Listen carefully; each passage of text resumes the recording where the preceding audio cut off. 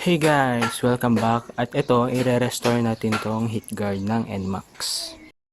So sa video na to guys, hindi ako binayaran ng kahit na sino man o anumang product na gagamitin ko dito. So ayan, tara umpisa na natin.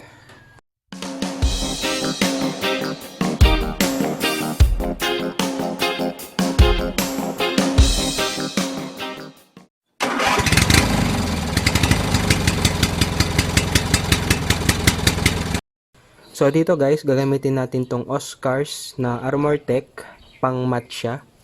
So ito yung nakalagay sa likuran. So ipaliwanag ko lang tong Oscars na Armor Tech na pang matte. Ayan. Ito ay pwedeng gamitin sa mga matte finish na mga pintura.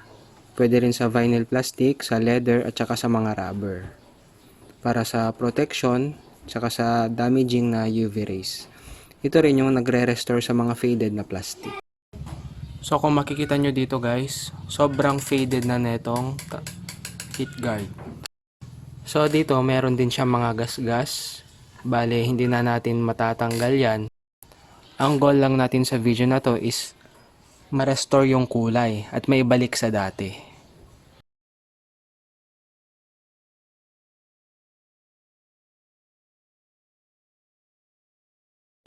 So ayan guys, tara umpisa na natin. So kumuha ko ng sponge or yung foam. Yan, dito natin ilalagay itong Oscars. Maglagay lang tayo dito sa foam.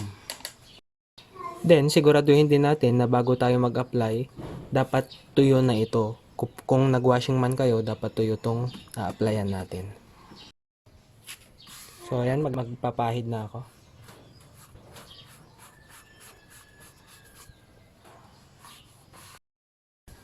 Mag-a-apply pa ulit ako. Yan.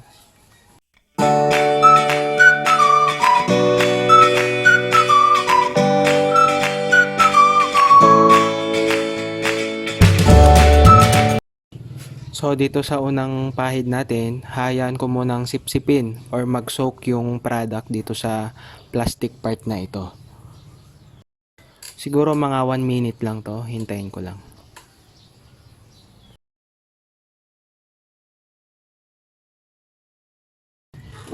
So dito, pangalawang application natin, yan. Ganun ulit. Ikakalat ulit natin tong product dito sa buong Heatguard.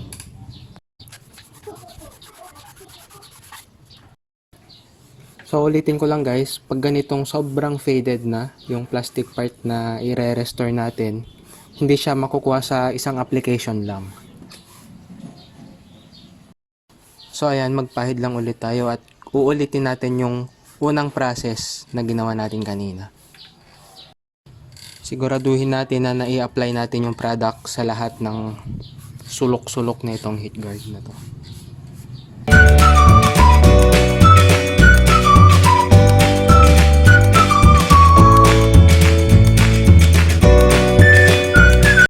So ito siya guys, hintayin natin na masipsip niya yung buong product hanggang sa matuyo, mag-a-apply ulit tayo for third application.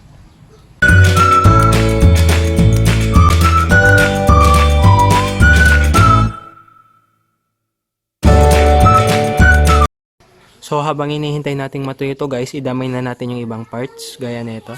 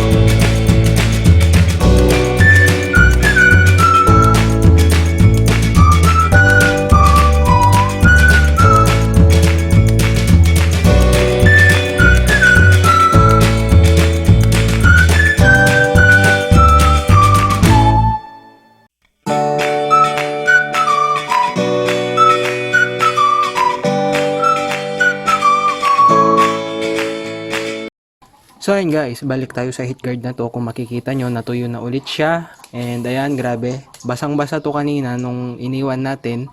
Then ngayon, sinipsip niya ulit lahat ng in-apply nating Oscars na Armor Tech. So ngayon, mag-a-apply ulit tayo. Bala ito, third application na to.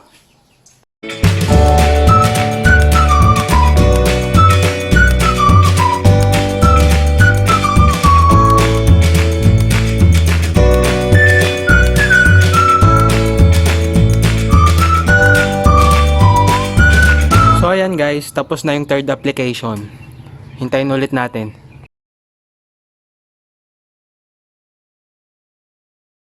So ayan guys, pang fourth application na to at ibinabuff ko na lang itong sponge o itong foam dito sa Heatguard.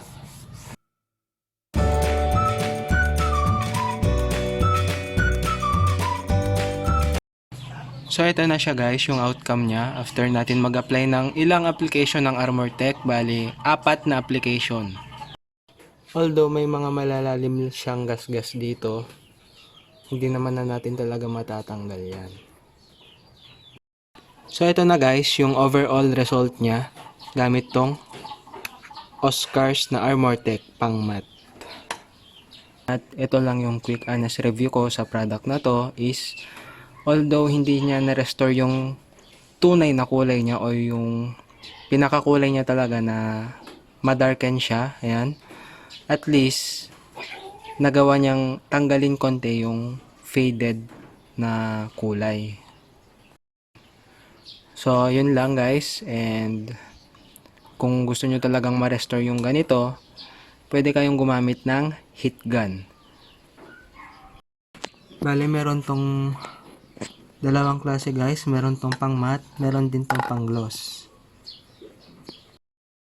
So hanggang dito na lang muna guys. Peace!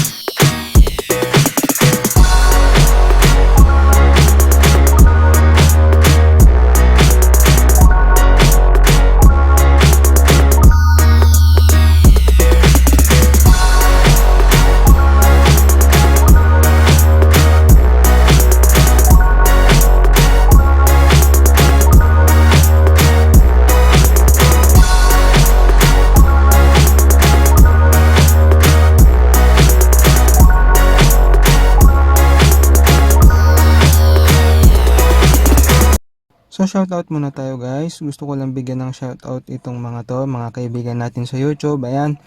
Unahin ko na si J. Rosel, laging nakasubaybay sa mga videos natin.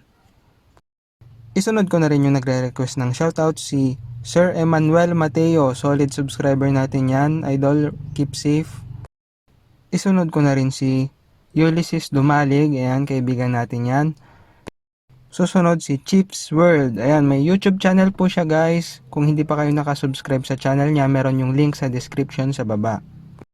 Ganon din kay Motorcads, mga laging nangungunang mga nagko-comment pag may bago tayong upload.